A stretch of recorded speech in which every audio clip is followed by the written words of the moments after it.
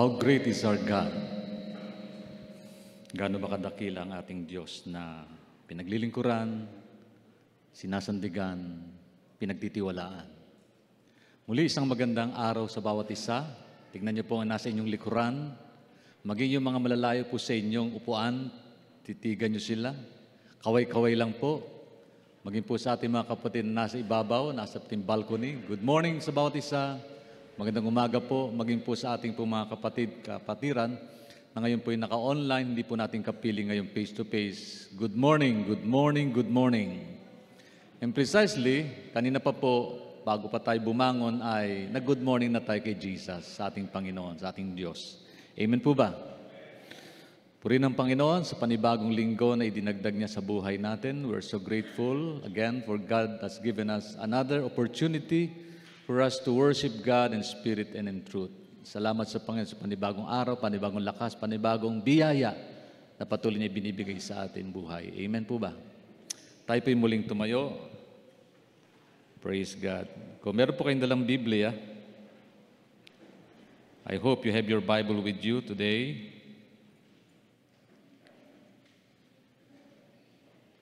Hallelujah.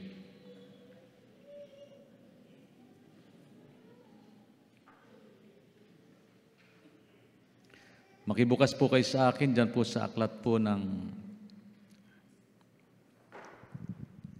Matthew. Praise God. Hindi ko lang po ang aking notes, PowerPoint. So happen na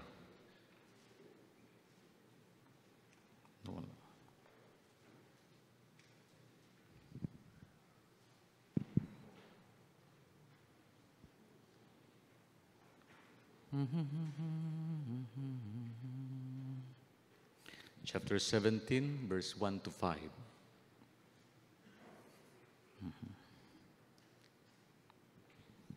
Nandiyan na po ba kayo? Matthew chapter 17, verses 1 to 5.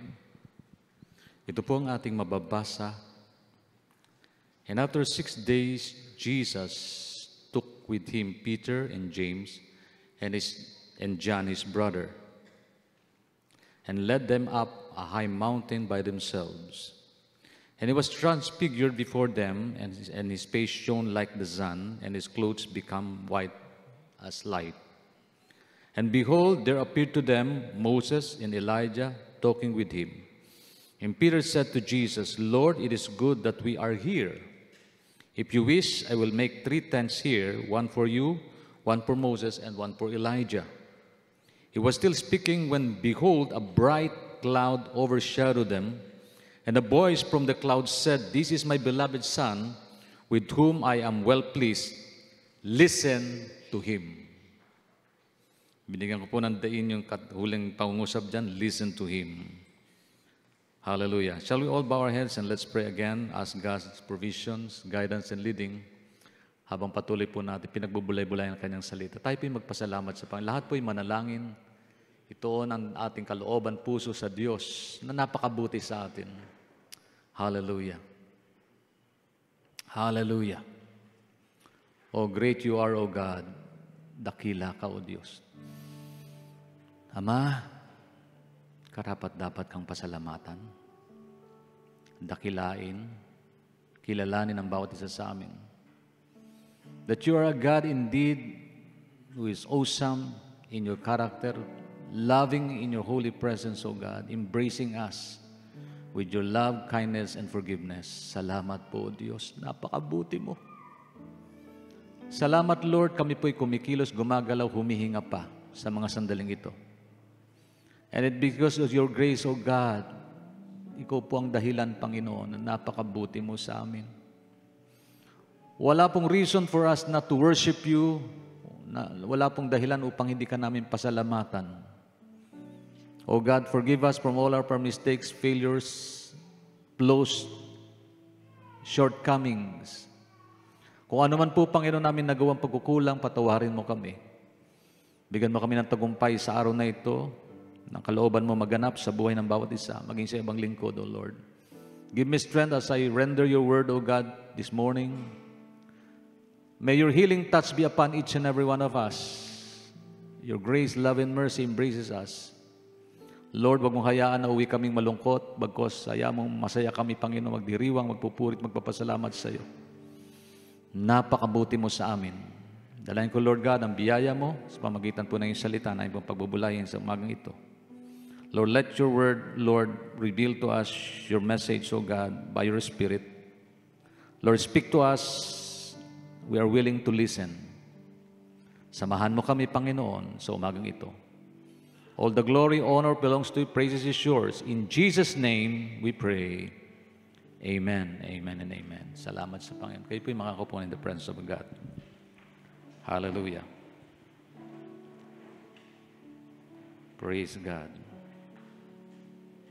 Purihin po ang Panginoon sa kanyang kabutihan at kadakilaan sa buhay nating ito.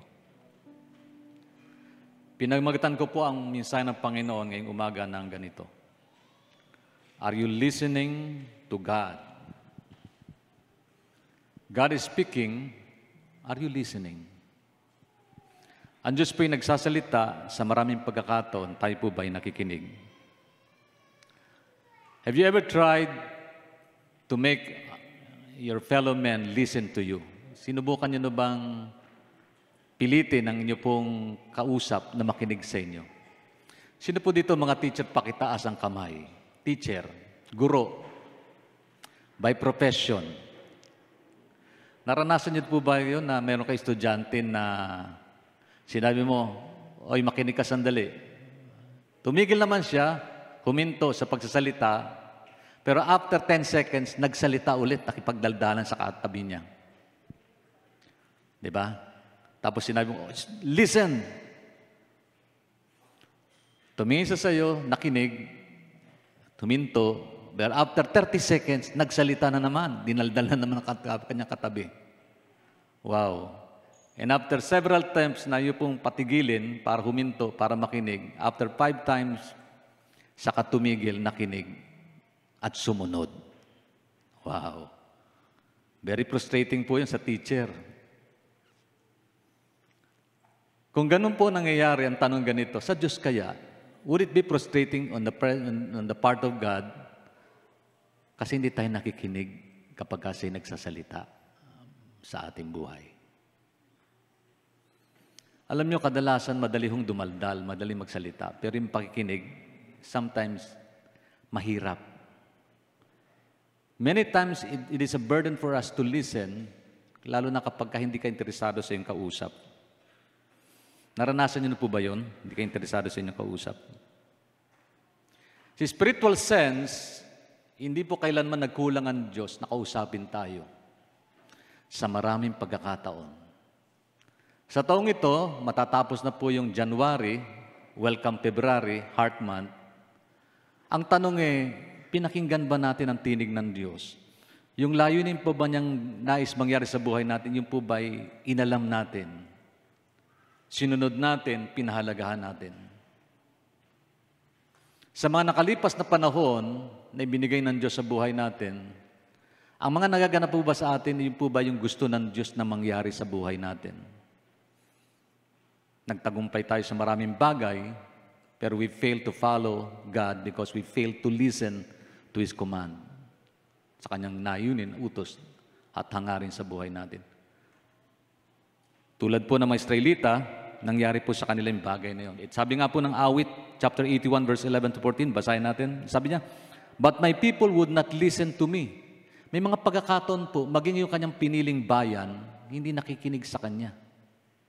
Alam niyo po, it could happen. Nakatingin po kayo sa inyong abang lingkod, nagsasalita ako, nakikinig po kayo, but you are not, you just hear my words, but you are not listening keenly.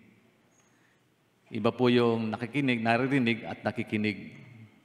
Ang sabi po ng Panginoon, Psalms 81, but my people would not listen to me, Israel would not submit to me. Anong sabi diyan?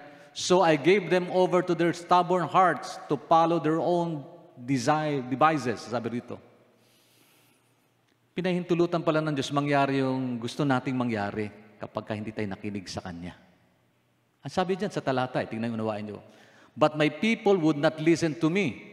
Israel would not submit to me. Hindi sila nagpapasakop, nagpapasailalim, o hindi sumusunod sa Panginoon. At sabi diyan, so I gave them over to their stubborn hearts. So pinabayaan na lang ng Panginoon sila sa kanilang matigas na puso, sa kanilang gustong mangyari sa buhay nila. Bakit po ba ang mundong ito gumugulo? Dumarami po ang lumulungkot.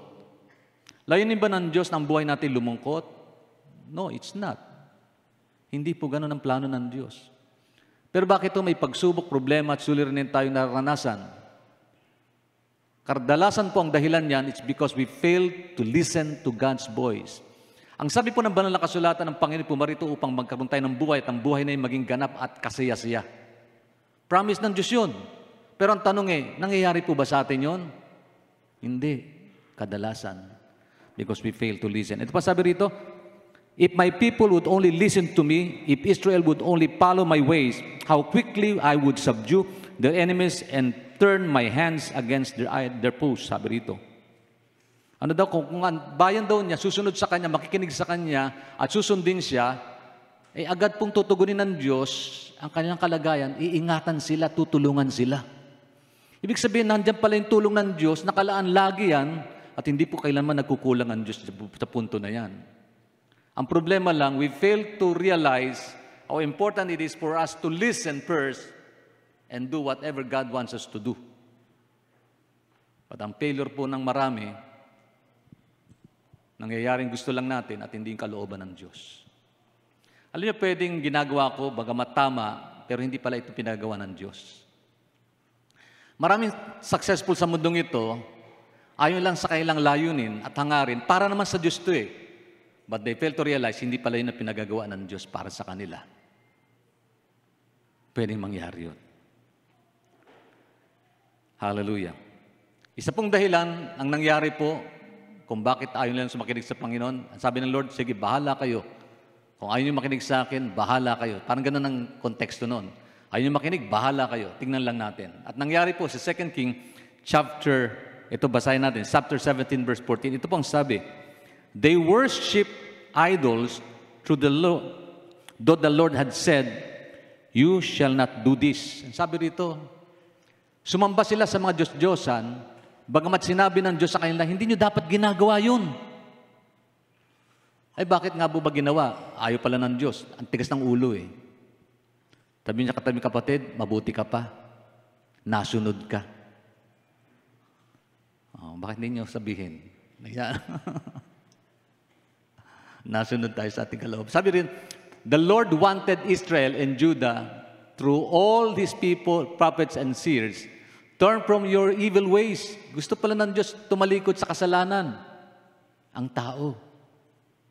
Pero ano nagaganap sa mundong ito? Ang sabi ng banal na kasulatan, sa huling araw, ang tao magiging makasarili. Gahaman sa salapi, palalo, mayabang, mapanglipusta, suwail sa magulang. Mas gusto nilang sundin ang kailang sariling gusto. Mangangalap sila ng mga ngaral na ayon lang sa kailang kalooban at mga bagay na gusto lang madinig, ang gusto lang nilang marinig at ang katwiran ng Diyos ayon lang pakinggan. Nangyayari po yan sa mundong ito. Bakit mas gusto ng taong ang sundin ang kalooban niya kasi sa looban ng Diyos? Ang sabi nga ng ganito kung saan ka masaya, gawin mo, susuportahan kita. Kung masaya sa kalokohan, susuportahan mo. Oo, pastor, kasi siyang breadwinner ng tahanan.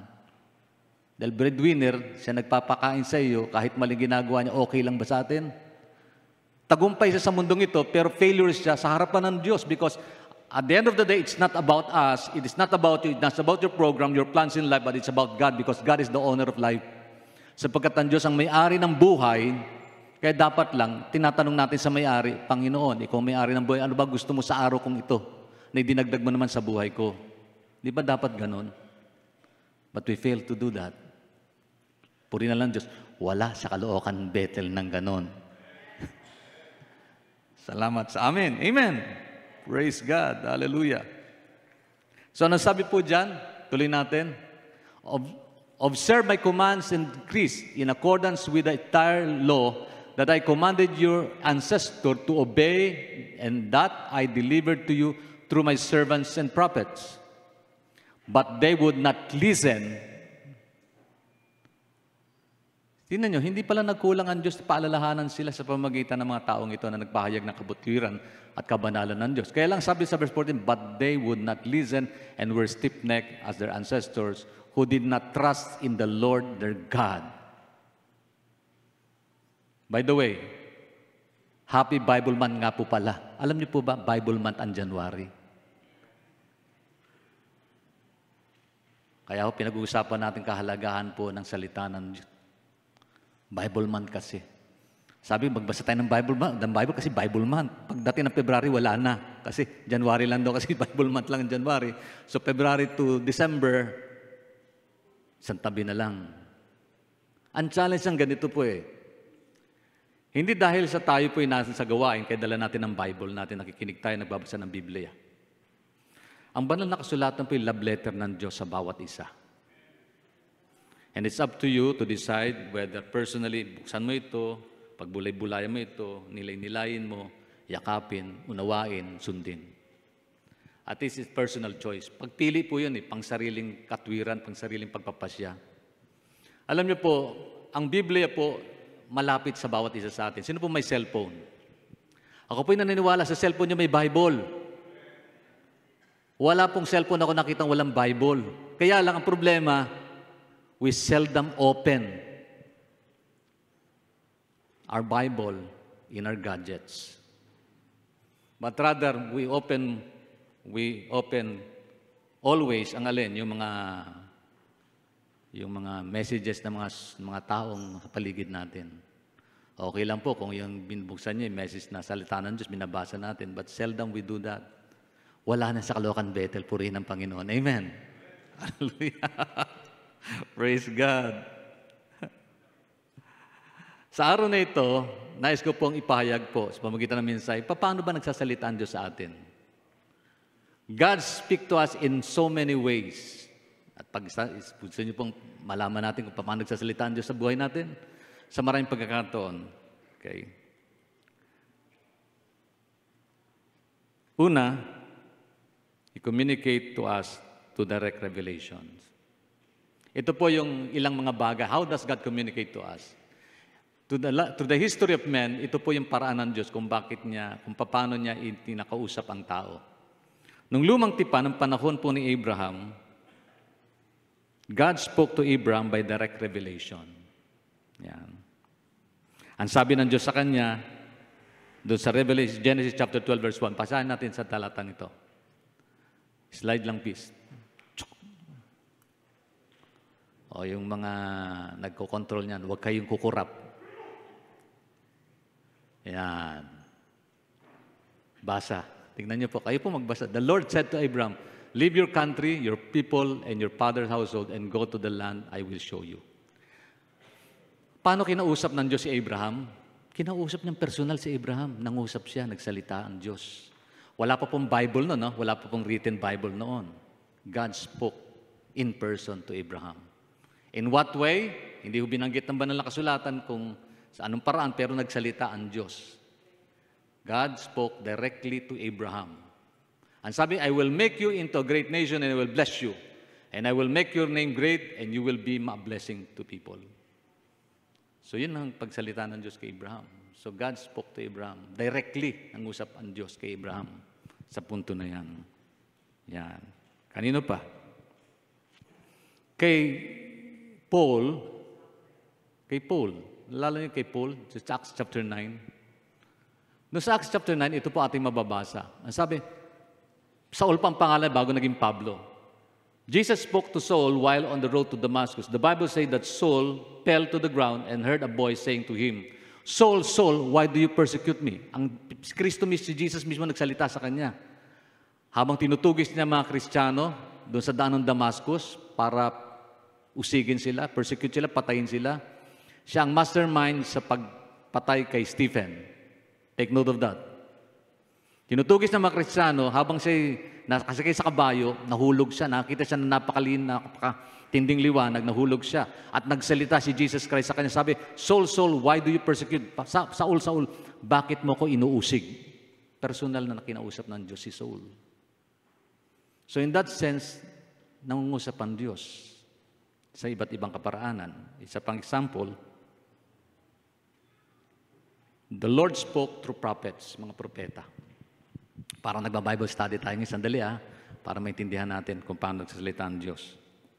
Through His prophet. Kay Jonah. Sino nakakilala kay Jonas? Kay Jonah. Kay brother Jonah. Kinausap siya ng Diyos sa propetang Jonas. Ang sabi ng Panginoon sa kanya, Jonah, go to the great city of Nineveh and preach against it because its wickedness. Anong gagawin ni Jonas? Inutusan siya na ipangaral niya ang katwiran ng Diyos sapagkat ang mga taga-Nineveh daw ay namumuhay na may kalungkutan, kabuktutan. So, ibig sabihin, gusto ng Diyos na magsalita si Jonas doon upang magsisi sila. So the Lord used prophets to speak His word. Salamat sa Panginoon. Alam niyo po ba nangyari? Sumunod ba si Jonas? Hindi muna. Lumiko siya ng ibang direksyon, pumunta sa ibang direksyon, sumuway siya. Kailangan po munang mag-intervene si Lord sa pamagitan ng malaking isda, nilamon siya, and then binabalik siya sa Nineveh. Pero nangaral si Jonah sa Nineveh. And sabi ng Bible, and the people who listened to the message of Jonah repented from their sins and go back to God. Hallelujah. Anong usap yung Diyos sa tao? Yes, pamagitan ng propeta.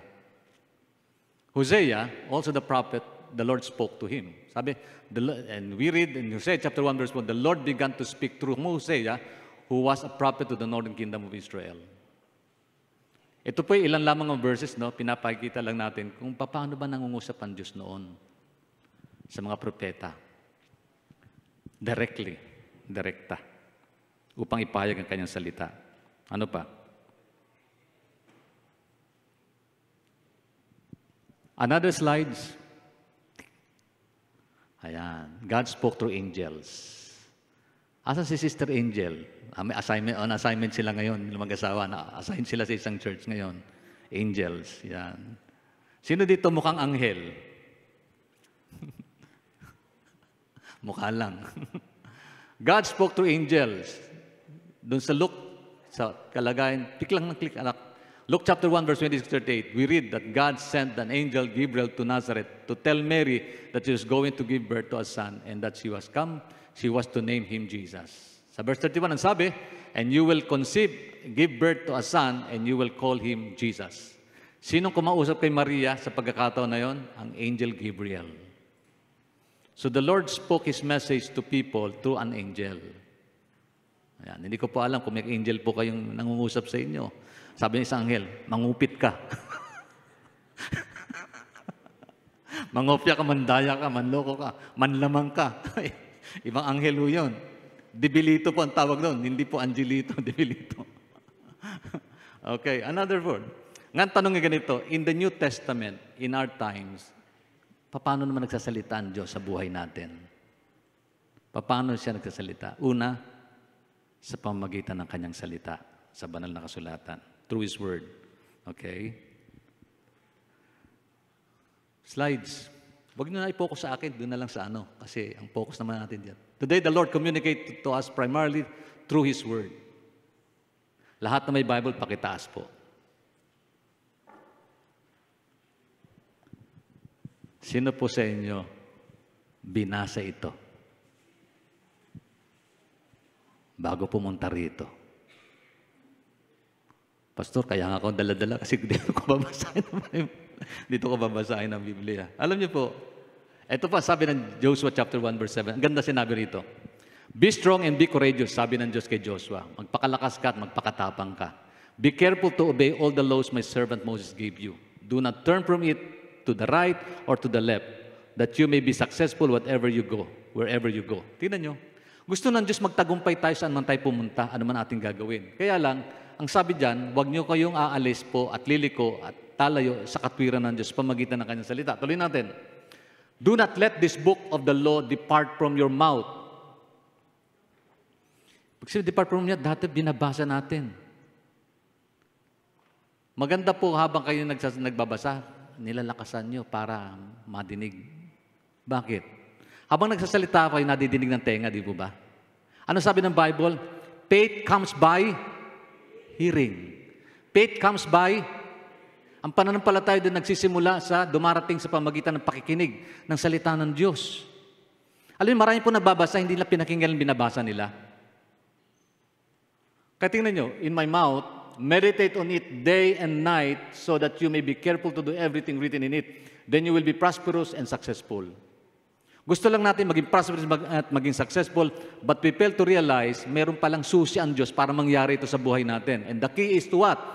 The key is to value God's Word, to meditate on it day and night. Pag sinabing meditate, pagbulay-bulay. Pag sinabing pagbulay-bulay, hindi mo lang babasahin, kundi habang binabasa mo, ninililay-nilay mo ito, inuunawa, kinakabisa, at ina-apply sa buhay. Handa kang i-apply sa buhay. Inuunawa mo kasi, handa kang i-apply sa buhay. So sabi rito, pagka ginawa daw natin ito, okay, carefully do everything written in it. You will be successful and prosperous in that sense. So nagsasalita ang Diyos upang magtagumpay tayo sa buhay sa pamagitan ng Kanyang salita. Example, paano ba nagsasalita ang salita ng Diyos sa buhay natin? Sino dito malulungkot? May problema, may pagsubok, hindi napapanatag yung kalooban, nababagabag. Ayan. Ito madalas kong binabasa yung Book of Philippians. Example nito sa Philippians. Pakiclick mo nga anak yung slides. In the Book of Philippians. Ayan. Chapter 4, verse 6 to 7. Ang ganda sinabi doon, do not be anxious about anything. Sino dito may problema? Sabi ng Bible, habang binaba, do not be anxious about anything. Anything, anything, anything. Or in everything, but in everything, by prayer and petition, with thanksgiving, present your request to God. And the peace of God, which transcends all understanding, will guard your hearts and your minds in Christ Jesus. Ano sabi?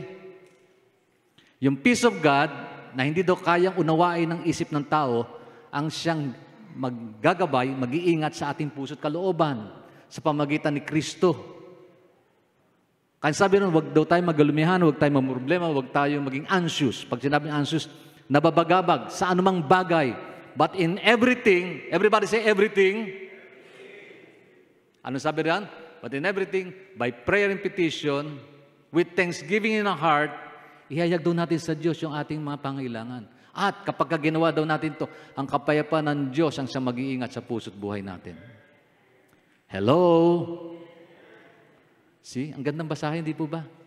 So ang tanong ay, may pakinabang ba ang salita ng Diyos? Nagsasalita ba ang Diyos sa problema natin? Opo, every situation. Yan po'y tinutukoy na God speak through circumstances and events that is happening in our lives. Pag may sakit ka, nagsasalita, pwede bang salita? Magsasalita ang Diyos. Sa mga pangyayari na gaganap sa buhay natin, all things work together for good to them that love the Lord, to whom He called according to His purpose. May layunin po, nangungusap po ang Diyos sa bawat sirkumstansyang dumarating sa buhay natin. Nabigo ka sa trabaho, wala kang trabaho, nagsasalita ang Diyos. Bakit? Magbasa ka ng Bible, may sagot ang Diyos dyan. Hindi man specific, kundi in general sense. Halimbawa, gusto mo mag-abroad. Pastor, gusto ko mag-abroad, magbasa ka ng Bible. Sinasabihin ba sa Bible kung sa Dubai ka pupunta? Hindi ko mabasa, Pastor, yung salitang Dubai. Australia, hindi po. May gabay po ang Panginoon dyan. Trust in the Lord with all of your heart. In all your mind, and lean not on your understanding. In all your ways, okay, sabi, acknowledge Him and He will direct your path straight. Saan man ang layunin mong buhay, saan mo gustong pumunta, didirekta ka ng Diyos, unahin mo siya.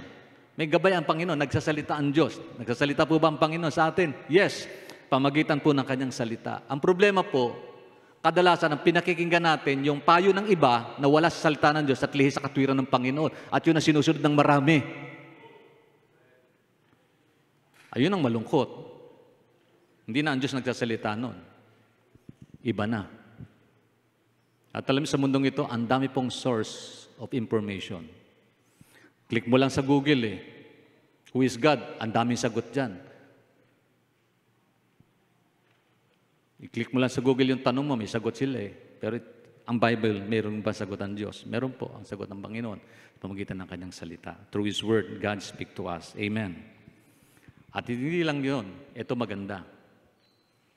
Through the Holy Spirit, God speaks to us. Amen. Salamat, I'm a Pentecostal. I believe in the empowerment, and the leading, and the guidance, and the work of the Holy Spirit over my life. Ito po mga talata ng Bible, magandang basahin natin. Paano nagsasalita ang Diyos, no? Pamagitan ng Holy Spirit. Gano'n natin kilala ang Holy Spirit sa buhay natin?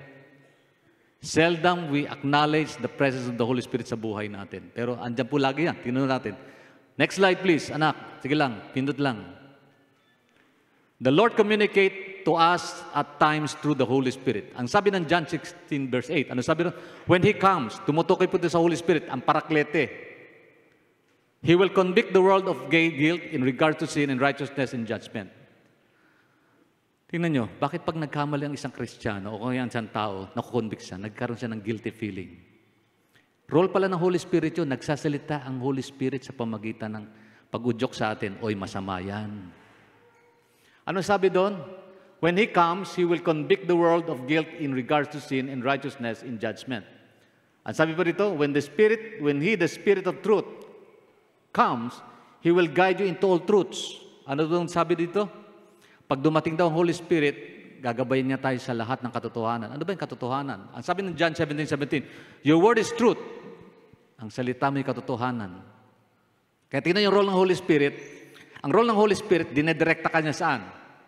Binabalik tayo dito sa katotohanan. Tingnan niyo, sabi ron, but the counsel of the Holy Spirit whom the Father will send in my name will teach you all things and will remind you of everything I have said to you.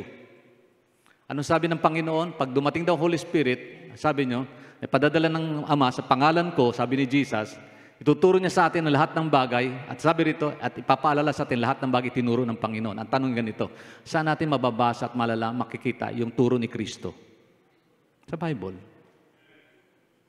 Role ng Holy Spirit na ituro tayo sa salita ng Diyos at balikan natin ito upang maintindihan natin kung ano yung totoan. What is truth? Sasabi ng Holy Spirit, basahin mo Bible, nandun yung truth. Sino dito, bira ng basahin ng Bible, ang Holy Spirit magkukonvict sa'yo. Anak, nadapa ka. Balik ka sa katotohanan. Salita ng Diyos. Turo ni Kristo, ipinapaalala sa atin. Ang role ng Holy Spirit is to remind us of all the teaching of Jesus Christ. Pinapaalala sa atin lahat ng aral ng Panginoon na minsan nakalimutan natin. Pinapaalala ng Holy Spirit, nadinig ko na ito. Nadinig ko na yan. Alala ko na nasa Palawan kami nakarang linggo. Sabi yung katabi ko, Pastor, yung mensahe ng ating speaker, di ba mensahe mo nung ating convention yan, the same message that you have shared to us during our convention? Basalam. Sabi ko, Panginoon, nakinig siya sa mensahe ko. Kasi alam niya the same message na nadinig niya. Ibig sabihin po, nagpapaalala ang Holy Spirit doon sa mga bagay na nais niya nating maalala at magawa sa buhay. Hindi po magkukulang ang Diyos dyan. Hindi po magkukulang ang Diyos yan. Pag gumawa ka ng mali, hindi mo magkukulang ang Diyos na paalalahan na kamaling ginagawa mo. Kahit matigas ang ulo mo. Hindi mo magkukulang, Panginoon. Sa akin, Holy Spirit kasi, lagi nandyan to remind us of all the teaching of Christ Jesus. Amen. Sabi niya sa pastor, gusto ko magbalik loob kay Lord. Taon na daw nakalipas, nung muli siyang huling dumalo sa gawain ng Panginoon. Bakit nangyari yun? Kino-convict daw siya eh. Alam niyo, role ng Holy Spirit, i-convict ka, ibalik ka sa presensya ng Panginoon. Yun po yung katotohanan. The Lord speak always on our behalf. Amen. Kaya wala pong dahilan para hindi mo pasalamatan ng Diyos, nagsasalita siya. Ang problema, nakikinig ba tayo? Anong sabi ng talata sa Matthew? He is my beloved Son, whom I am well pleased. Listen to Him. Listen to Him. Yan. So, sa punto na yan, hindi po magkukulang ang Diyos na mangusap sa atin. Yan. Hindi po magkukulang ang Panginoon. Ang tanong naman ganito, so yan ha, the Lord speak to us in so many ways. He speak to us by direct revelation. He speak to us through the prophets, ng Old Testament yun. He speak to us through His Word.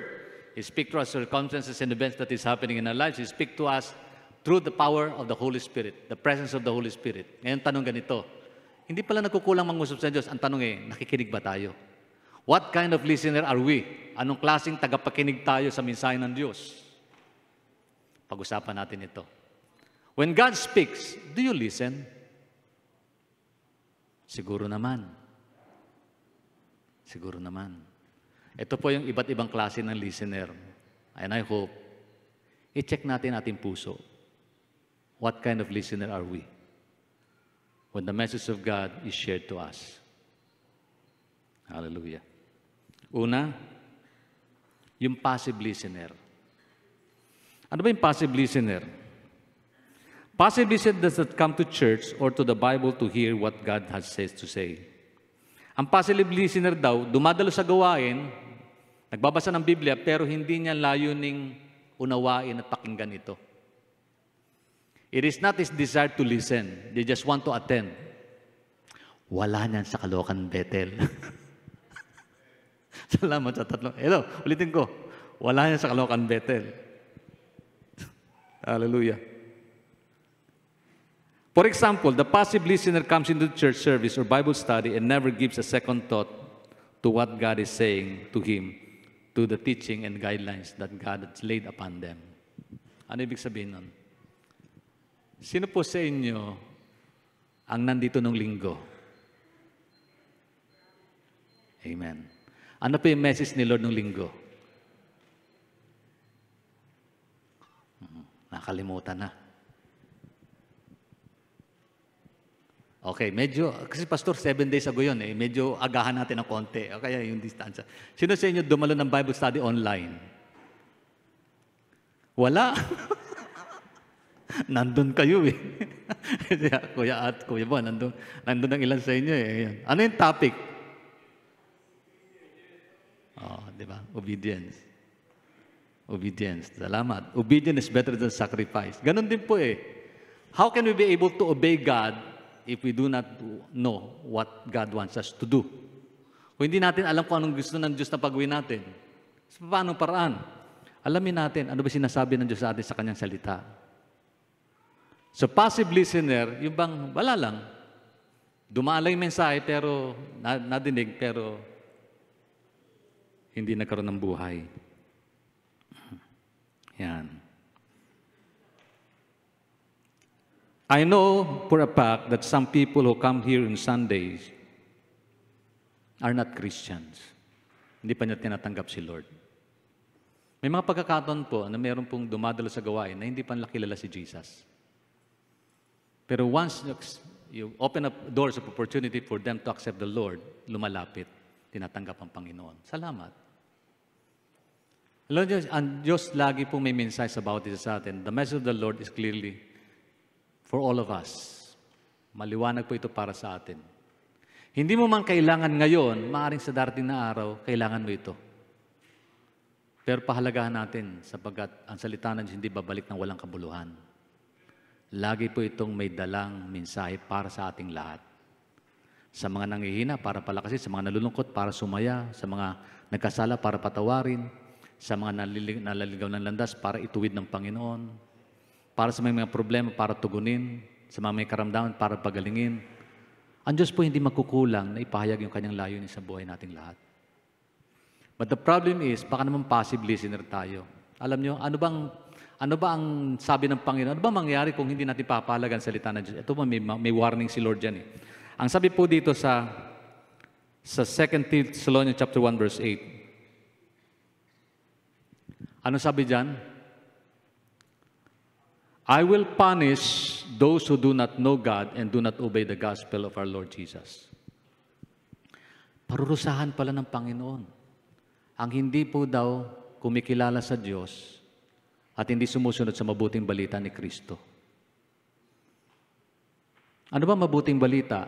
Maliwanag ang Bible dyan. Romans chapter 1 verse 15-16. Hindi ko ikinahiya ang mabuting balita tungkol kay Kristo sapagkat ito ang kapangyarihan ng Diyos sa ikaliligtas ng bawat nananalig sa Kanya. So may kinalaman pala sa kaligtasan ito. Kaya doon po sa nakikinig ng salita ng Diyos, inuunawa ito, alam nila yung kaligtasan, napakahalaga. At may katiyakan ito. Alam niyo ba bang may langit na pupuntahan at uuwian ng bawat isa sa atin? Alam niyo ba mahal ka ng Diyos? Ang Diyos marunong magpatawad, ang Diyos marunong magligtas, marunong magbigay ng pag-asa sa tao na wala nito. Ang Diyos ay punong-puno ng habag, punong-puno ng pag-asa. At dahil dyan, may pag-asa tayong tinatanong sa magandang bukas na ating tinitignan. Kasi sinabi niya yon. Anong sabi po roon? Paki-reflect mo ulit, anak. Yung talata. Sabi roon, He will punish those who do not know God and do not obey the gospel of our Lord. But He will bless the one who reads aloud the word of His prophecy, and blessed are those who hear it and take to heart what it is written in it, because the time is near. Revelation chapter 1 verse. Mapala daw, sino? Mapala daw at masaya ang mga tao nagbabasa nito,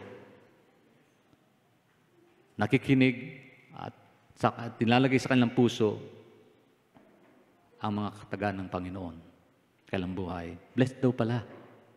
So kung hindi ka mo papahalaga nito, may punishment. Doon sa nagpapahalaga, may blessing. So obedience, blessing always comes by obedience. That's for sure. Sinabi ng Diyos yun eh. Ang pagpapala, susundan ka kapag sumunod ka sa Panginoon. Ayan. Amen. Pangalawa, ay yung tinatawag na selective listener. Ay selective listener, ito yung mensahe ni Pastor, makinig ka, para sa iyo yan. Buti na lang, nandito ka, hindi ka absent. Tumbok na tumbok yung mensahe para sa iyo. Para bagang, hindi para sa kanya, para sa iba. At yung iba naman, alam ko na yan. Nadinig ko na yan, nabasa ko na yan. Naalala ko yung illustration, sabi ng isang miyembro, Pastor, bakit yung mensahe yan pa rin? John 3:16 pa rin. Di, sabi ng pastor, ito binigay ng Lord sa akin eh. Next Sunday comes, yun pa rin, John 3:16. Ang sabi ng miyembrong ito, Pastor, wala na ba kayong bagong mensahe? Wala ba kayong pinag-aralang ibang talata, kundi John 3:16? Ang sabi ng pastor, wala akong magagawa. Ito sinabi ng Lord eh. Ipangaral ko daw itong John 3:16 eh. Pangatlong Sunday, the same, John 3:16. Sabi ng miyembro, yan na naman, yan na naman, yan na naman. On the fourth Sunday, natapos yung buwan, John 3:16 pa rin.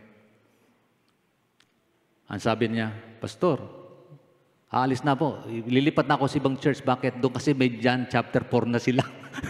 Ikaw chapter 4 na. Ikaw chapter 3 ka pa lang. Ano sabi ng pastor?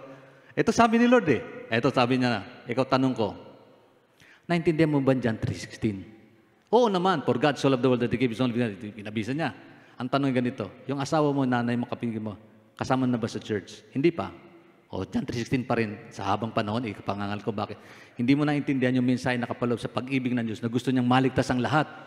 Hindi mo sinare sa iba, hindi mo naintindihan yung mensahe. Ulitin-ulitin ng Panginoon. Naintindihan niyo po? Selective kasi siya. Selective listener are those people who just listen at pinipick up nila, ito magandang mensahe, ito hindi, ito hindi, ito hindi. Ito pwede, ito para sa akin. Pagka pinag-usapan ng katuyan, gustong-gusto. Pag pinag-usapan ng pagtutuwid ng buhay, ayaw na. Pag pinag-usapan, love ako ni Lord, yes, pero yung judgment ng Lord, ayaw natin pag-usapan. God is a God of justice. God is a God of judgment. At minsan mahirap mangaral patungkol sa judgment. Bakit hindi ka dadaluhan? Patungkol sa pagpapatawad, yes. Patungkol sa biyaya, yes. Patungkol sa paggalingan, yes. Patungkol sa pag-ibig, yes. Pero patungkol sa pagtutuwid ng buhay, no, ang marami dyan. Ayaw ng marami dyan kasi selective. Selective listeners are listeners who just listen to the words that they just want to hear about. Sabi ng 2 John chapter 1 verse 9, basahin natin talata. Ang sabi diyan, anyone who runs ahead and does not continue in the teaching of Christ does not have God. Whoever continues in the teaching has both the Father and the Son. Sa Tagalog, ang ibig sabihin, ang sino man daw hindi nila pinapahalagahan at hindi nagpapatuloy sa turo ni Kristo, wala siya sa Diyos. So paano ma-identify ang sa Diyos? Nagpapahalaga sa turo ng Diyos, sa Diyos yan. Yan. So nagsisimba naman ako, Pastor, yes, that is good. Okay yun. Pero ang tanong do you follow the teaching of Jesus? Sinusundin ba natin turo ng Panginoon? Ang identity natin as Christian, hindi dahil sa umaawit tayo ng masaya, nagpe-pray tayo, lahat ng ito, outward manifestations of what is happening inside. Halimbawa, bakit ka masaya? Kasi masaya yung loob mo. Pero pwede kang masaya, nakangiti, pero ang kalooban mo, hindi. Hindi. Sige, tingnan nyo katabi nyo, ngitian nyo sila. Ba't nyo ngitian? Sinabi nyo, Pastor, ngitian eh. Ginitian ko. Pero yung ngumiti ka, kusa, dahil masaya kang makita siya, ibang dating nun, iba yon, ibang usapan yon, di po ba? Dikta ng puso yun eh. Hindi dikta ni pastor. May mga bagay po, kaya mo ginagawa kasi dinektahan ka, sinabihan ka. Pero yung ginawa mo kasi dahil sa udyok ng kalooban mong gawin yon, ibang usapan yon. Ibang usapan. Ganon din po. Ayan, ganon din po yun eh. Ang sabi sa akin, Pastor, ang haba-haba ng insight nyo, ikliin nyo. Sabi ko, wala akong magagawa. Kung ikliin naman, baka hindi makuha yung thoughts. Pag mahaba naman, baka mahirapan kayo basahin, magsawa kayo. Sabi ko, Panginoon, ba gagawin ko? Eh, bahala na kayo. Sa iyo, basahin nyo, okay. Sa akin, hindi ko na problema kung basahin nyo, hindi. Hindi ko na pinoproblema yun. Hindi ko na pinoproblema yun. Dati, oy, basahin nyo naman. Ngayon, hindi na. Bahala kayo. Basahin nyo, hindi. Okay lang. It is your choice. Di ba? It is your choice. It is your choice. It is your choice. Amen. It is your choice. It is your choice. Ang salita ng Diyos, hindi naman ito, halimbawa, tinatamad ka magbasa ng Bible, hindi naman lilipad yan. Tapos sa harapan mo, bigla na lang babagsak sa harapan mo, may ng talatang bubuklat. Sasabihin niya, oy, magbasa ka naman. Hindi ko ganito. Parang magic, no? Okay, magic. Kung pwede nga lang, oh, ito yung Bible, basahin nyo sa inyong harapan. Hindi po ganun eh. Binigyan tayo ng Diyos ng kakayanang mamili, magpasya at munawa.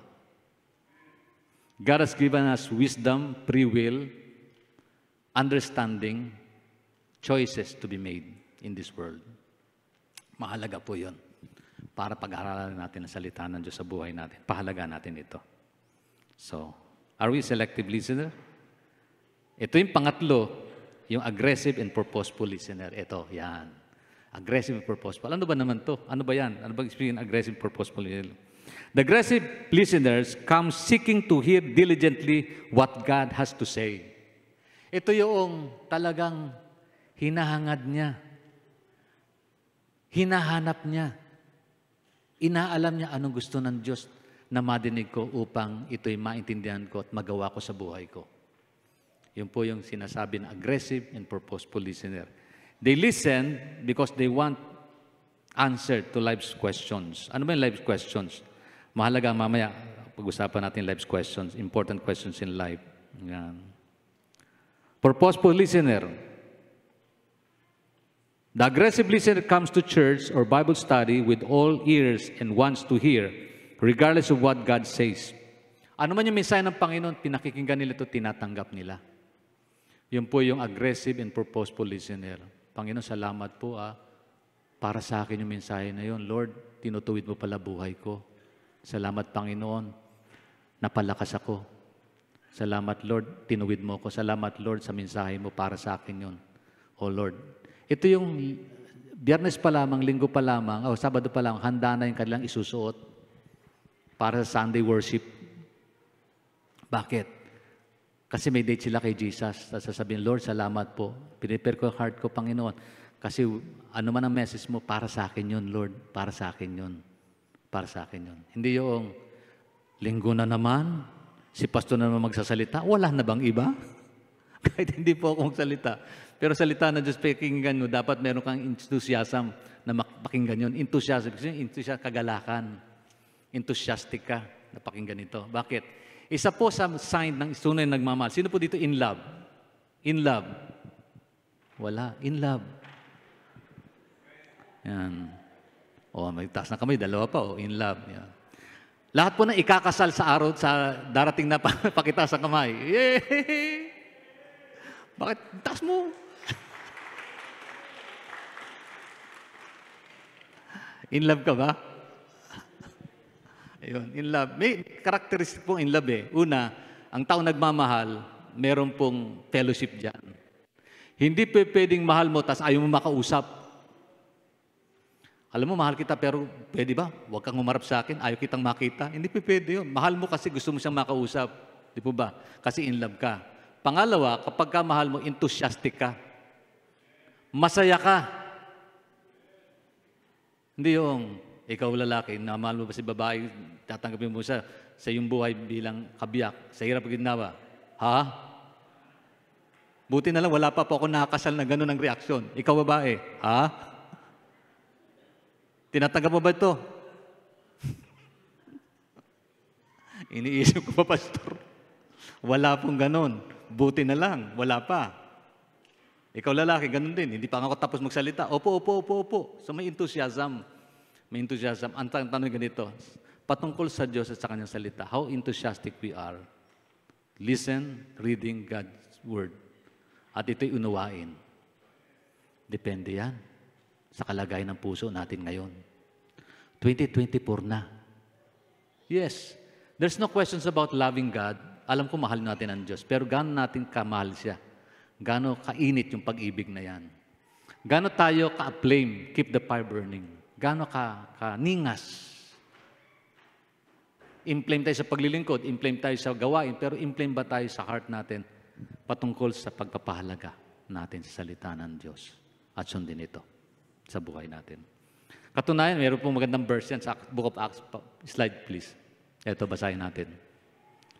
May karakter po ang isang church dyan sa Macedonia. Ito sabi doon, now the Bereans were of more noble character than the Thessalonians. Bakit? Bakit pinarangalan po yung mga Kristiyano sa Berea kaysa sa Thessalonica? Pero pareho silang naglilingkod, pareho silang nananalig kay Jesus, pareho silang nanampalataya, pareho silang nagmamahal sa Panginoon. Pero sabi rito, ba't mas noble ang taga-Berean? Bakit? Sabi rito, for they received the message with great eagerness and examined the Scripture every day to see if what Paul said was true. Ganon sila ka-enthusiastic, ganon sila ka-eager na maintindihan ang salita ng Diyos. Halimbawa, nangangaral si Pablo. Habang nangaral si Pablo, binubuklat nila yung banal na kasulatan. Tingnan nila. Yung tinuturo ba ni Pablo, inaayon ba sa salita ng Diyos? Sinasaliksik nila ito. Hindi lang sila basta nakikinig. Inuunawa nila. Alam nyo, I challenge you, always bring with you your Bible every time you attend church services. And then open it up. Buksan po ninyo. Ito pong problema sa technology natin. Bagamat advanced na tayo, ang Bible nandiyan na, nag-reflect natin. Pero niyo po ba, kahit nasa cellphone yung Bible nyo, ang problema dyan, hindi tayo naging well-attached sa Diyos. Sa totoo lang, ayon po sa pag-aaral, the people do have their Bible with them through their cell phones, but seldom they open it up and eagerly read it, meditate on it day and night. Napupuya tayo hindi sa pagbabasa, kundi sa paglaro daw ng mga games at pagsagot sa mga Facebook accounts and message na natatanggap natin mula sa ibang tao at hindi sa Diyos. Ayon sa survey. Thank God for advancement ng mga technology, but no thanks if we fail for us to be more attached to God. Be honest. Ano ba totoo? 2024 na, malapit na dumating si Lord. Ang sabi ng Bible hindi nyo na ako mahal katulad nung dati. Mahal pa rin pero hindi katulad nung dati. Mahal pa rin pero hindi katulad nung dati. Hallelujah. Are we a purposeful, aggressive listener?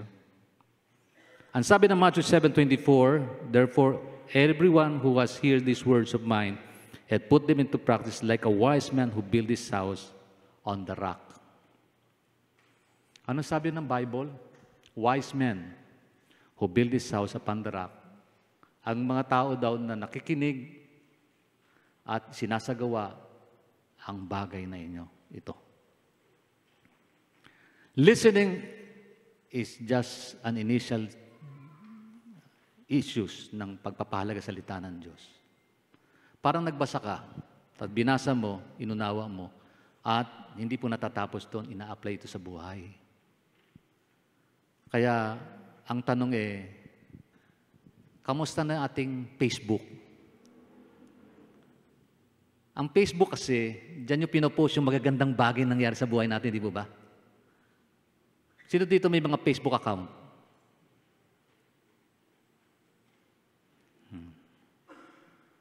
Facebook account. Ayan, Facebook. Gusto niyo makilala kung sino si Pastor John? Huwag niyong buksan ng Facebook kasi hindi ako mahilig mag-post. Yun, post ko lang, yun. Hindi ako mahilig mag-post niyan. Hindi ako mahilig magbasa. Hindi ako mahilig mag-selfie nga. Nasa Palawan kami, sabi naman Pastor, mag-selfie tayo. Picturean nyo na lang. Kayo na mag-picture, send nyo na lang sa akin. Tinatamad akong gawin yan. Meron akong kasama talaga, napakasipag. Pastor, punta tayo dito, punta tayo. Pinuntahan pa namin yung lugar na kung daan daw yung mga sundalong garrison, sinunog ng mga Hapon. Pati pa rin, pupuntahan natin. Punta tayo sa Baywalk, nalakad tayo dito, picture. Okay lang yon. Wala namang problema yon. Facebook. Kaya lang, sino ba ako sa Facebook? At sino ako sa housebook? Pag housebook, ito yung tunay na tayo eh. Gusto niyo makilala si Pastor John? Umuwi ka sa bahay. Tumira kayo sa amin kahit 1 linggo lang. 1 linggo lang. Masipag ba si Pastor? Uwi kayo sa bahay.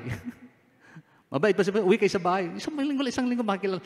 Ganon din. Gusto niyo makilala ko kayo ng personal? Hindi ko Facebook ang pag-uusapan natin. Pauwi niyo ako sa inyo 1 linggo lang. 1 linggo lang. Please, pwede? Sino po ang papayag? Deal. Deal or no deal? Deal, di ba? Ang gaganda ng mga pagpapakita natin doon sa Facebook eh. Kasi yun ang yung highlighted moments, di ba? May mga picture tayo magaganda. Pero sino na tayo talagang totoo tayo? Pamilya, kausapin mo anak mo, kausapin mo magulang, kausapin mo asawa ko. Si Tinene, ma, saka nandun. Yun. Gusto niyo makilala? Kausapin niyo.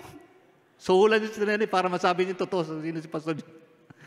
Okay. Hindi niyo mababasa sa Facebook yun. Mababasa niyo sa housebook. Ibig sabihin, yung akin tunay na buhay sa loob ng bahay. At kung salita ng Diyos, hindi active sa bahay, sorry to say, sorry. Yun po yun. Bakit? Napakahalaga po nito sa buhay natin. Salita ng Diyos, pag-iralin natin sa buhay ng bawat isa.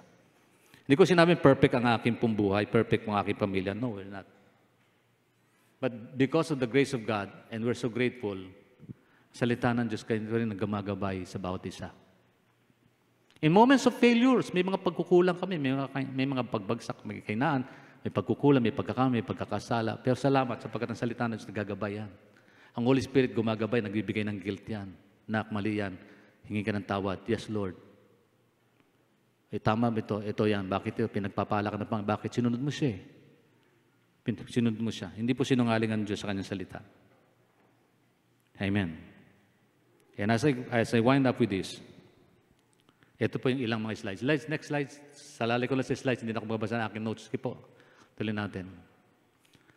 The reason why God wants us to value His Word is because in Him lies the order of life. Kasi salita ng Diyos, mula sa Diyos na may hawak ng pinakamagandang plano sa buhay natin, dapat natin paniwalaan. Ang author po nito, ang Diyos na sa may hawak ng kaayusan ng lahat ng bagay. Ulitin mo sinabi ko, ang author po nito, ang Diyos na may hawak ng kaayusan ng lahat ng bagay sa ating buhay.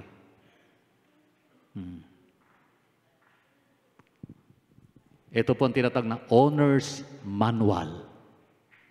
Sino po sa inyo may mga cellphone? May mahaling cellphone? Hello? May cellphone po ako. Ang daming butas.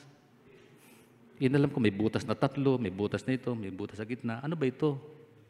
Ba't may mga butas to? Ito po ba nilagay lang? Wala lang. Inisip lang ng gumawa na butasan. O may dahilan ng butas na yan? Paano ko malalaman? Basahin ko yung manual na kasama nito. Nandoon ho yun. Sino po sa inyo may cellphone hindi binasa yung manual? Halos karamihan sa atin hindi na binasa yun. Pastor, yan kapal-kapal niyan eh. Meron po akong Bible study sa isa pong bangko noon. Katabi po niya ay beauty parlor. In-invite po nila ako, Pastor, invite natin yung mga beautician doon. Noon nandun ako, sabi, dala akong Bible, sabi, Pastor, Bible po ba? Oh, pwede po makita. Ayan po, pinakita ko sa kapal-kapal pala ng Bible. Kaya ayaw kong basahin yan eh. Apakakapal daw kaya niyong basahin. Sabi ko, simulan mong basahin ito. Binabasa ko yung John 3:16. Tingnan mo. Ano sabi dyan? For God, mahal ako ng Diyos. O, mahal ka ng Diyos.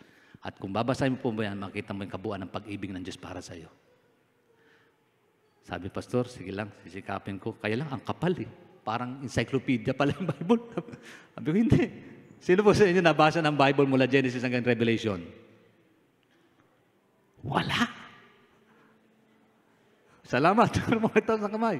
Sino po nabasa ng buhay ng kapitbahay mula simula hanggang sa dulo nito? Maraming marites. Mabuti pa yung buhay ng iba, binabasa ninyo. Pero ang buhay ng Lord, kung paano niya tayo minahal, nakalimutan natin. Yeah. Bakit? Mahalaga ito. Hindi dahil Bible Sunday, Bible month. It is because the author of this book is the one who holds the order of our lives. Next slide.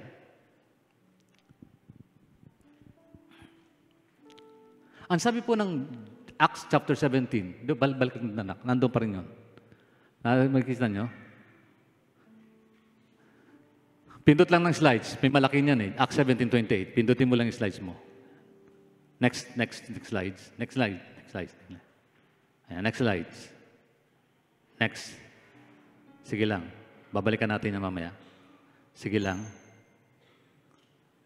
Ayan. Ayan. Ang sabi ng Acts 17:28, in Him we live, move, and have our being.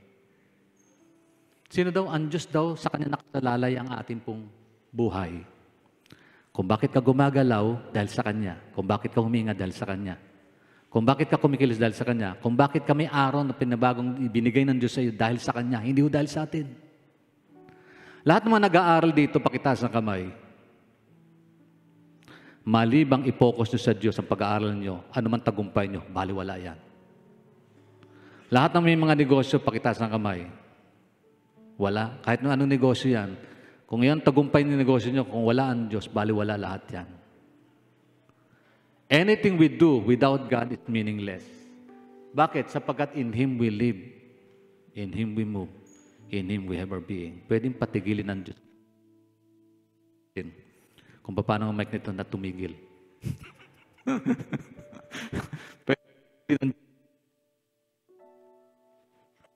Hello.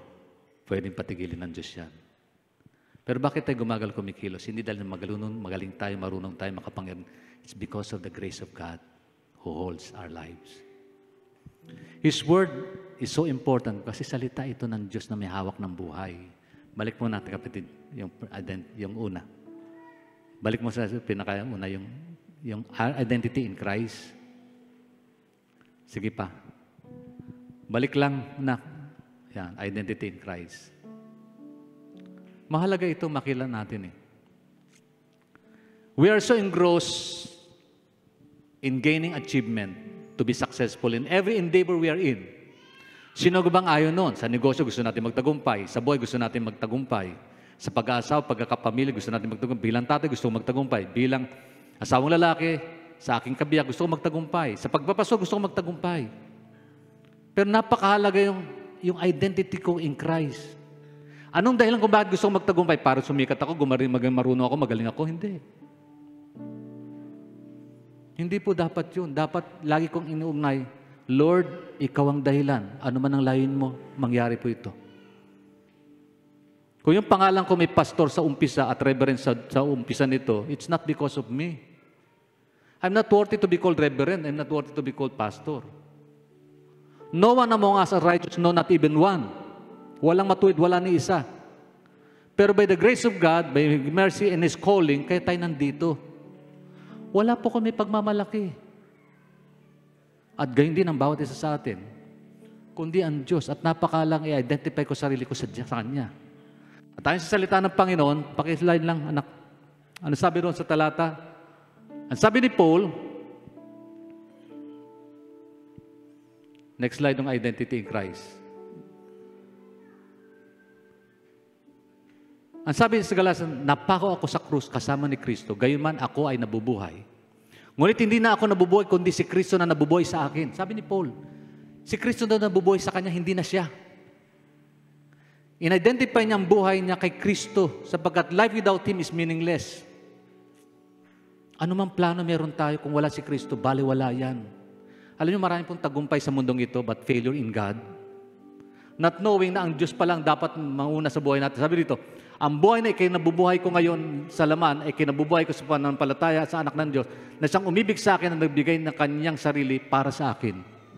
Kinilala ni Pablo ang buhay niya para sa Diyos. How about us? Kung ang buhay natin hindi para sa Diyos, you will never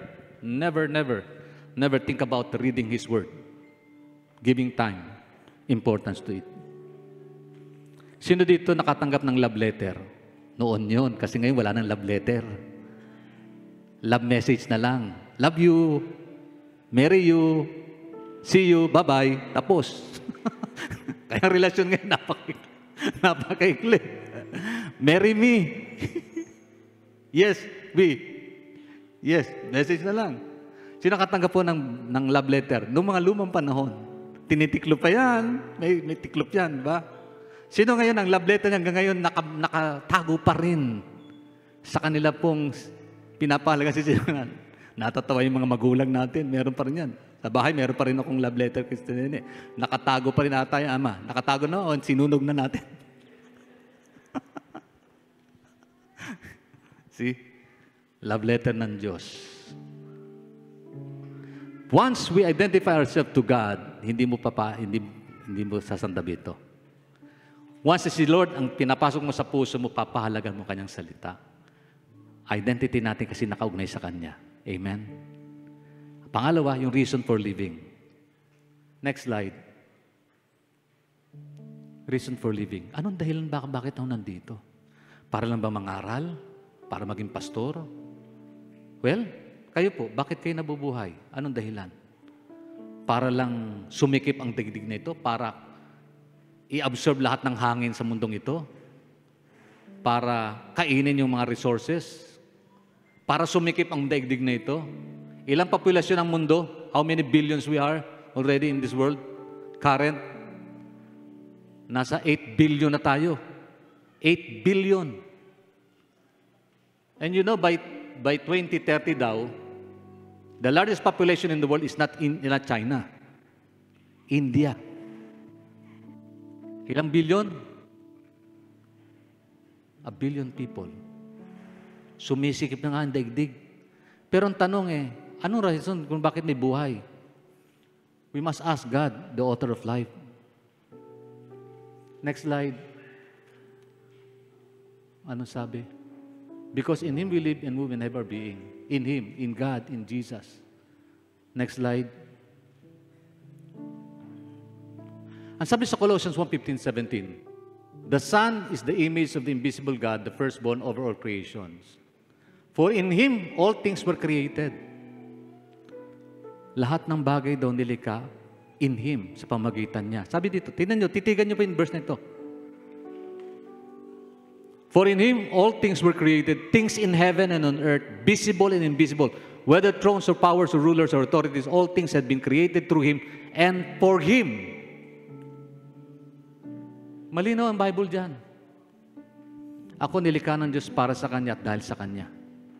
Madalas yun ang madinig, Pastor, nadinig ko na yan. Yes, pero ulitin ko po ito. Kasi we fail sometimes to realize kung gaano kahalaga ng Diyos at ang Kanyang salita sa buhay natin ito. Busy tayo sa maraming bagay sa mundong ito.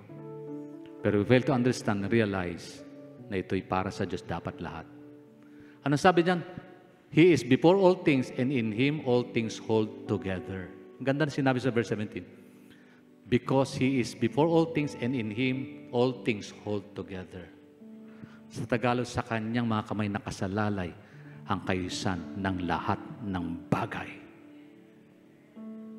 Bakit marami pong buhay magulo? Kung ang kayusan ng lahat ng bagay sa Diyos pala. Bakit maraming pamilyang wasak sira? Kung ang kayusan ng lahat ng bagay ang Diyos pala. Bakit may kalungkutan? Kung ang Diyos lahat ng bagay pala nakasalalay sa Diyos. Simple lang. Because we fail to realize how important God is in His Word sa buhay natin. Failure ng taong i-apply ang salita ng Diyos kasi failure na basahin ito at pahalagaan ito at unawain ito. Even as pastors, sometimes we fail to do that. Bakit? We're just busy doing things, creating messages. Minsan, inclined tayo na pagandahin yung ating Facebook. How about yung life book natin in the presence of God, who we are in Him? Yung totoo. Yung totoong nangyayari sa buhay natin, how we value the message of God. Minsan gumagawa pa ako ng insight, parang napupwersa akong gumawa kasi meron nag-aantay. Sabi ko, Lord, no, ayaw kong mangyari, kaya ako gumagawa nito. Napupuyat dahil doon.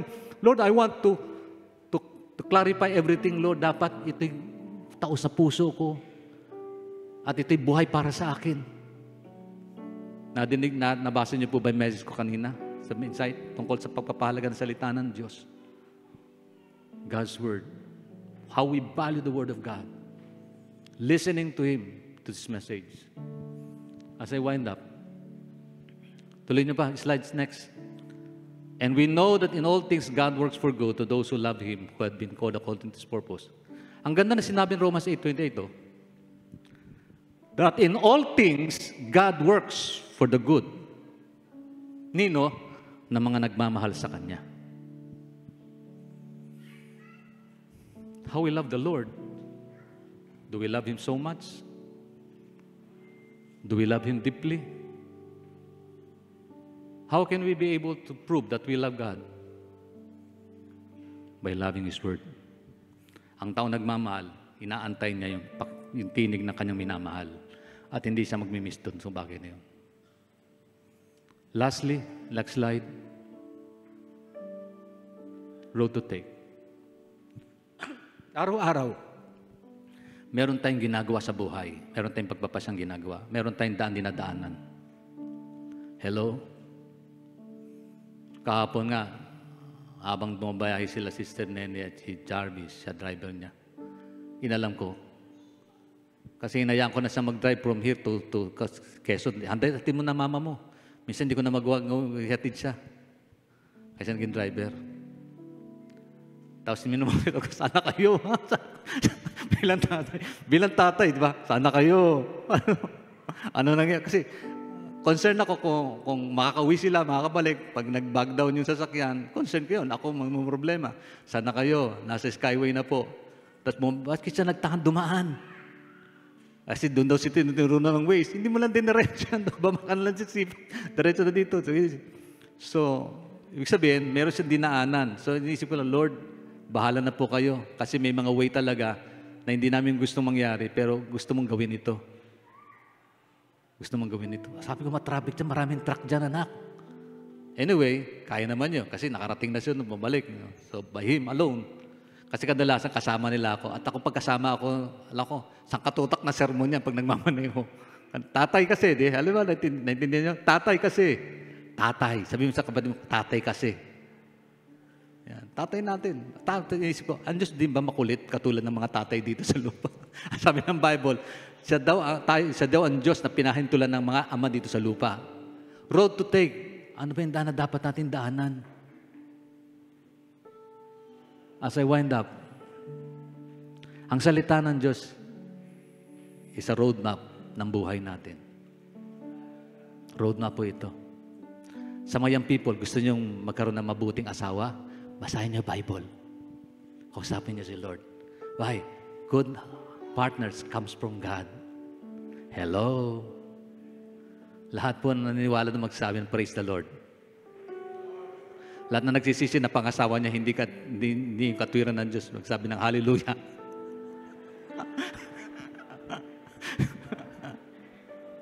Kasi hindi niyo kinausap si Lord eh. Ang Diyos nangungusap sa kanyang salita. Tuloy natin, the verse. As I wind up. Ayan.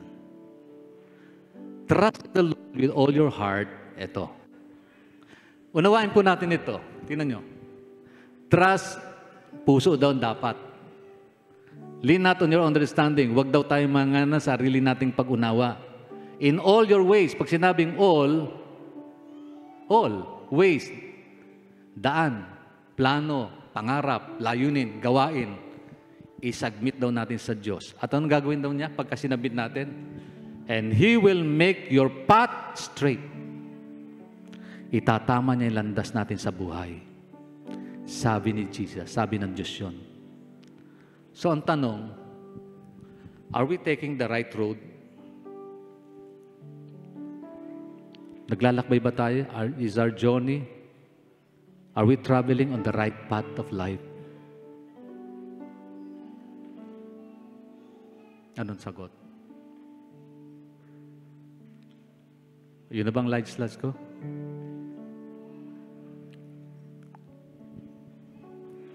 Hallelujah. Balik mo uli yon. Sabi doon, ito maganda, sa Jeremiah. Ito yung huling slide. For I know the plans I have for you, declares the Lord. Plan to prosper you and not to harm you. Plan to give you hope and a future. Sa Kanya pala. Titigan niyo po yung Jeremiah 29 at personalize niyo po yan. Sige po, personalize niyo. Jeremiah 29:11. Kabisahin niyo po. And i-personalize natin. Sabi ng Diyos, for I know the plans I have for you. May plano ako at alam kong para sa iyo. Para sa akin. Plan to prosper you and not to harm you. Plan to give you hope and a future. Wow. Sino nagsabi niyan? Ang Diyos na may akda nito. May akda nito. Alam niyo po, malungkot ngayon. Ina-attempt na ng maraming taong baliwalay nito sa kanilang buhay. Sa Amerika lang, bawal na ito ipangaral sa mga eskwelahan eh. Bawal na. Pinagbabawal na din na mangaral at pakialaman mo yung anumang relihiyon meron ka at mangaral ka ng salita ng Diyos. Satan will attempt to hinder people in listening to God's word.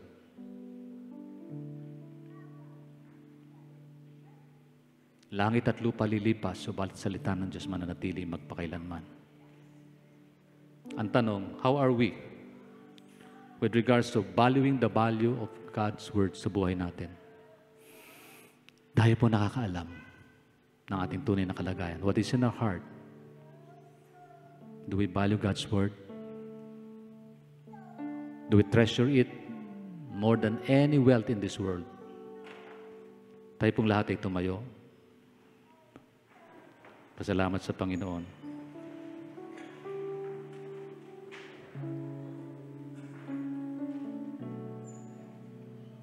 Hallelujah. Ang tanong ay ganito. Sa palagay mo kapatid, nagsasalita pa rin ba ang Diyos sa ating panahong ito? Para sa iyo, anong mensahe niyang nais niyang ipaabot? Malinaw ba ito para sa iyo?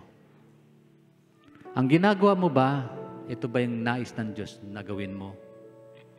Dahil ito'y maliwanag na inihayag niya sa kanyang salita at nangusaw siya sa puso mo na itong kalooban niya para sa iyo.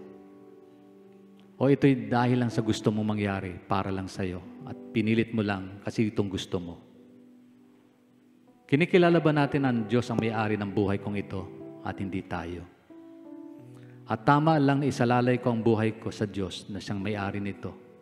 At darating araw, ako'y haharap sa Kanya, isusulit ko ang lahat sapagkat siyang may-ari, pinagkatiwala lang ang mga bagay na ito sa buhay ko.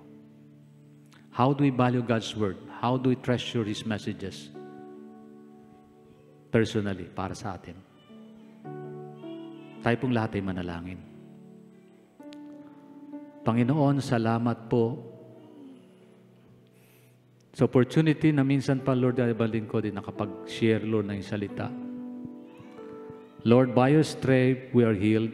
You are our strength. You are our Redeemer. You are our hope. In you we live, in you we move, in you we have our being. Panginoon, Ikaw po ang dahilan kung bakit kami kumikilos. Kung bakit kami humihinga. Kung bakit kami may buhay. Kung bakit kami may panibagong araw na hinaharap at patuloy na harapin pa. Ang panibagong pag-asang aming tinatanaw ay dahil po sa iyo, O Diyos. Kung bakit kami may kaligtasan, Ikaw din ang dahilan, Panginoon, at hindi po kami. Panginoon naman, tagumpay meron kami, Lord. Naniniwala kami, Panginoon, kung ito po'y hindi namin isasalalay sa iyo, walang kabuluhan ng lahat ng tagumpay na ito. Dalangin ko, Lord God, patawarin mo kami sa iyong pagkukulang, kung hindi man namin napahalaga ng iyong salita. Tulungan mo kami, Panginoon, i-renew namin ang aming relasyon sa iyo. Tulungan mo kami, Panginoon, na muli pong pag-alabin, O Diyos, ang aming pong desire, O Lord. Hangarin po namin na magbasa, pag-aral, pagbulay-bulay ng salita mo, at maging direksyon po ito ng buhay ng bawat isa sa amin. Lord, we want to clearly identify ourselves to you because you are the owner of life, the giver of life, and the source of life.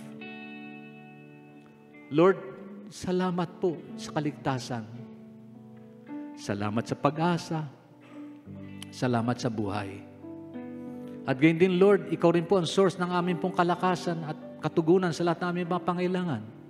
At sa umagang ito, Lord, hayaan mo po pangidalhin namin sa iyo ang lahat ng ito. Sapagkat sinabi mo sa iyong salita, malinaw ito, cast all our cares upon you, for you cares for us. Sapagkat ikaw nagmamalasakit sa amin, ilagak namin lahat ng aming kabalisan sa iyo. Kaya po, Panginoon, sa pagkakataong ito, hayaan mo, dulog namin sa iyo ang aming mga pangailangan. Amin pong iiyak sa iyo ang mga bagay na ito. Sino may mga needs po dito, just come dito po sa altar. Kung meron po kayong mga important needs and desires, prayer requests, just come and we will pray. Meron po bang mga panganalangin, mga hangarin, mga problemang dala-dala? Sa inyo pong paglapit, ano po yung pangako ng Diyos para sa iyo sa umagang ito? Sige po. Hallelujah. At kung alam mo, ang relasyon mo sa Diyos malayo and just want to decide na ilapit ito sa araw na ito, sa pagkakataong ito, huwag kang mahiya. Just come and open your heart and ask God, Lord, maghari ka sa buhay ko. At hayaan mo salita mo maghari din sa buhay kong ito.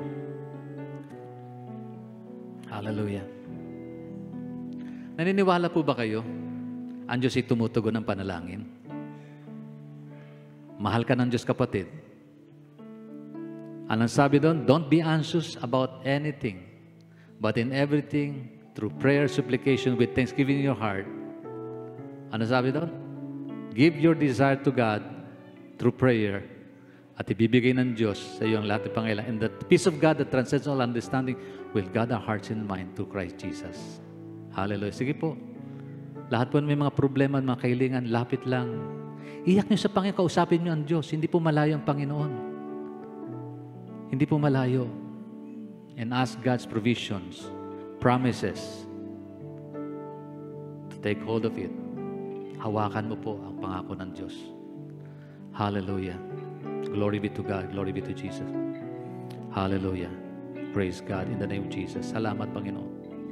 Sige po, lahat po ng mga lingkod ng Diyos na nandito, pwede niyo po bang ilapitan niyo yung mga nandito sa harap na lumapit? Just lay your hands upon them. Lay your hands upon them. Hallelujah. Reach out to them. Pray for them. Hallelujah. Glory be to God. Hallelujah. Praise God. Hiling ko si Pastor Raul, ngayon lang natin nakapiling, to pray for all. Pastor, make this an opportunity for pray for us.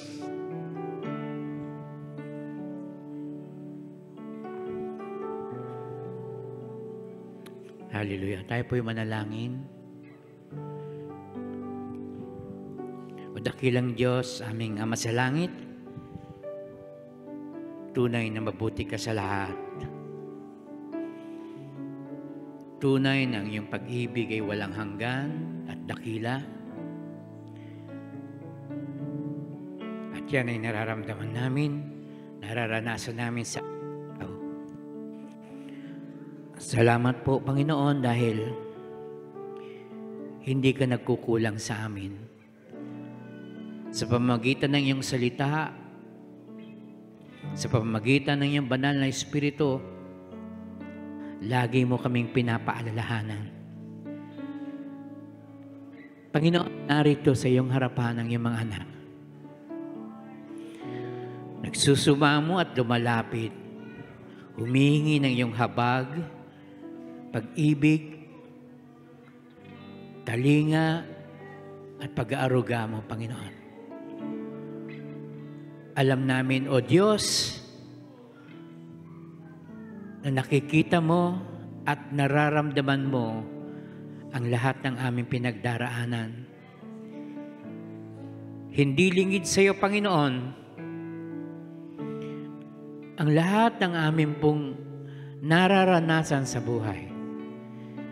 And Lord, we have come to you today, Lord God. Lumapit kami, Panginoon.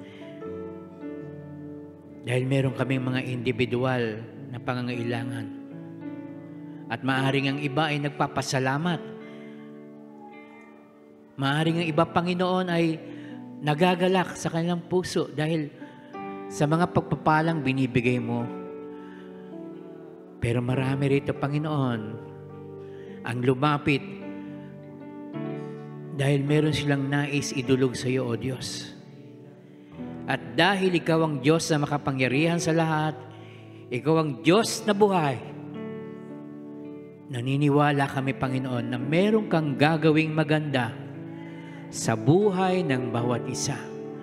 Sinabi mo sa iyong salita, Panginoon, na meron kang plano sa amin. Plans to prosper us. Plans to give us life. Plans to enjoy this life. Ang plano mo, Panginoon, ma-enjoy namin ang aming buhay dito sa lupa. Kasama ka, Panginoon. Ang plano mo, Panginoon, ay magkaroon kami ng buhay na masagana, buhay na pinagpala, Panginoon. But then, many of us, O God, marami sa amin, Panginoon, ang hindi nararanasan ng ganitong buhay. And perhaps, meron kaming mga nagawang mali. Meron kaming mga nagawang hakbang na hindi mo kalooban. And right now, O God, kami po ay lumalapit sa iyo, humihingi ng iyong habag, ng kapatawaran, Panginoon. Lord, forgive us sa mga nagawa naming mga mali. And help us, Lord, to listen.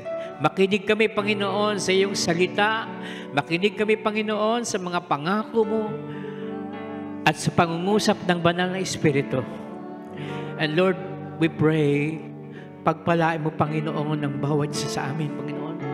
Maranasan naming lubos ang iyong presensya sa aming buhay, O God. Hallelujah! Hallelujah! Oh, hallelujah! Turuan mo kami, Panginoon, magtiwala sa iyo, O God, na hindi mo kami pababayaan o iiwanan, O God.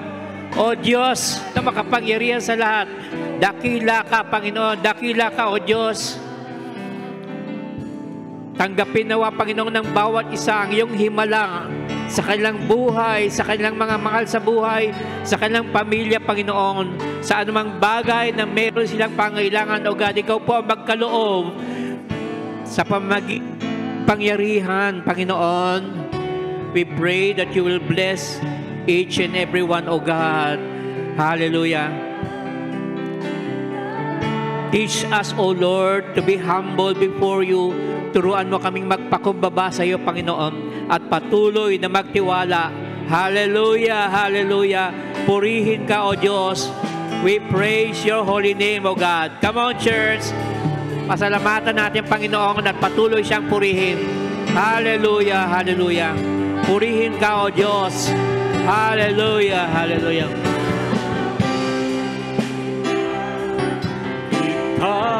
Purihin natin ang Panginoon. Pasalamatan po natin ang ating dakilang Diyos. Just open up your heart. From the bottom of our heart, thank God. Pasalamatan natin at papurihin natin siya. Dakilain. Hallelujah! Hallelujah! Hallelujah! Hallelujah! Woo! Glory! Glory! Glory! Glory! Glory! Oh God!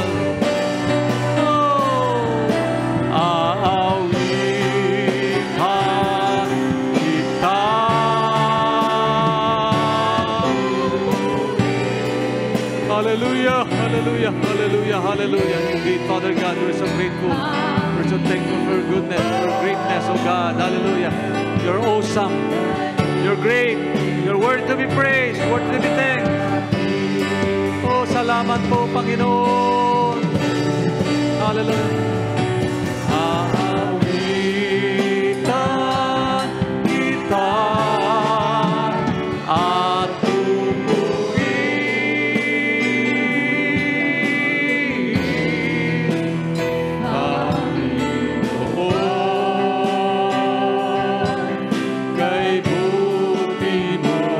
sa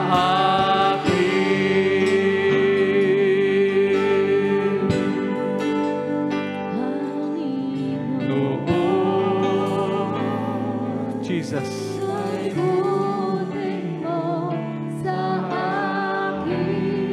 Jesus. Hallelujah.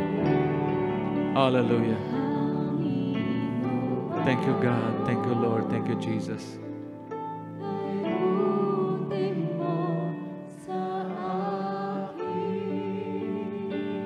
Hallelujah.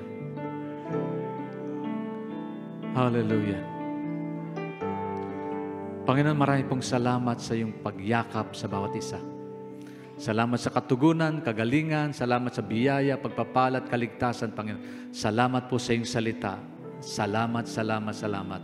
Meron kaming Diyos na nagmamalasakit, Diyos na may hawak ng buhay at kaysa ng buhay namin ito. Salamat po, Panginoon. All the glory, honor, praise belongs to you and we bring it back to you in Jesus Christ's name. Everybody say amen. Amen, amen, and amen. Hallelujah. Purihin ng Panginoon. God bless po. God bless you. God bless. God bless you. Praise God. Hallelujah.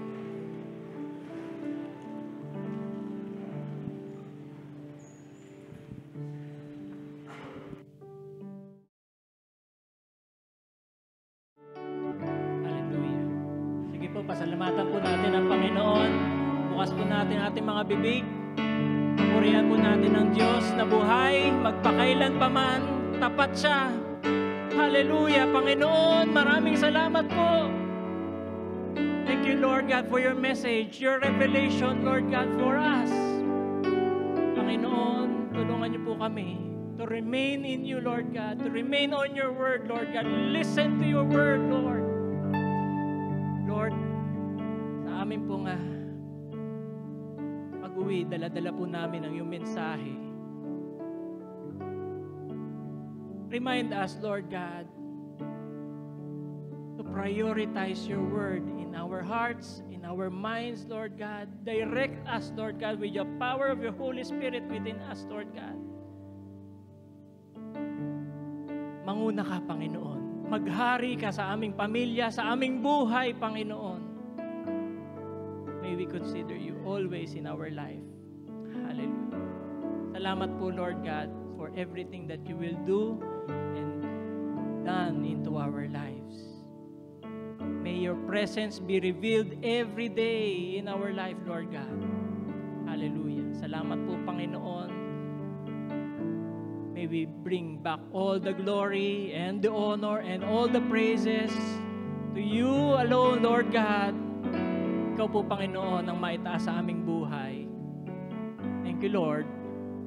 In Jesus' name, amen. Amen. Hallelujah.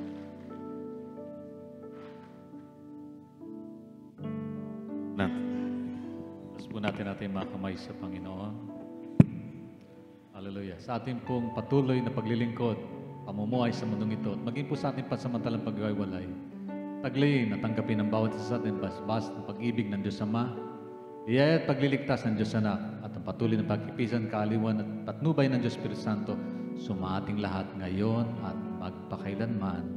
Amen. Amen. God bless you. God bless you. God bless you.